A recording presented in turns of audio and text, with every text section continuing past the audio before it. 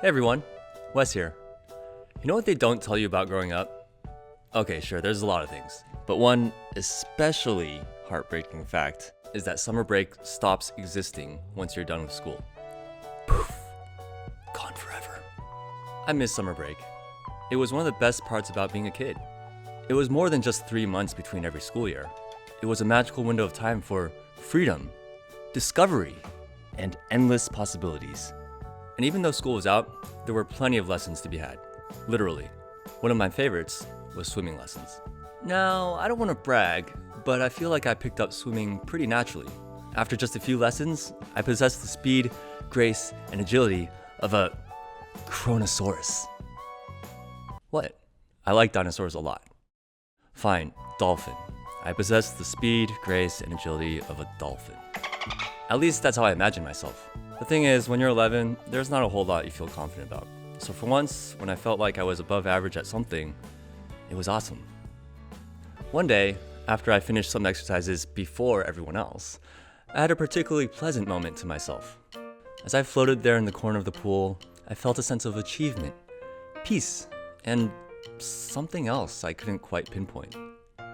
You know how they say physical activity releases endorphins which make you feel happy? Maybe it was that. But it wasn't. The sensation would come and go in waves, and each time it did, I felt like I understood it better. It felt like a cool, gentle breeze, except under the water. Weird. I adjusted my swim trunks, still unable to place my finger on it, until I placed my finger on it. Where there was once fabric, there was flesh. The flesh of my left butt cheek. I finally solved the mystery. Somehow there was a huge tear on the back of my trunks that basically exposed everything. How did this happen? How long had it been like? Did I swim too hard? Was it simply poor swim trunk construction? The only conclusion I made was that I couldn't keep swimming. I had to save myself and everyone else from indecent exposure. The best place to be was right there in the corner with my butt to the wall. But I knew I couldn't stay there. And now the other kids were finishing and the next exercises were about to start. Time was running out and I had to get out. The pool ladder was my best bet. I'd have to strategically time my exit so that my butt had maximum wall coverage and minimal public exposure. As I made my way over, I kept feeling that cool, gentle breeze graze my skin again and again. When I finally got to the ladder, I made one final glance around to make sure no eyes were on me. With my back against the wall, I climbed the ladder until my top half was out of the water, then made a quick 180 pivot for the remaining climb before speeding to my toe. I grabbed it, wrapped it around myself, and both cheeks were triumphantly reunited with soft cotton. Well, it had been a long, dreadful, even exhilarating afternoon, but I was so ready to go home. No, impossible.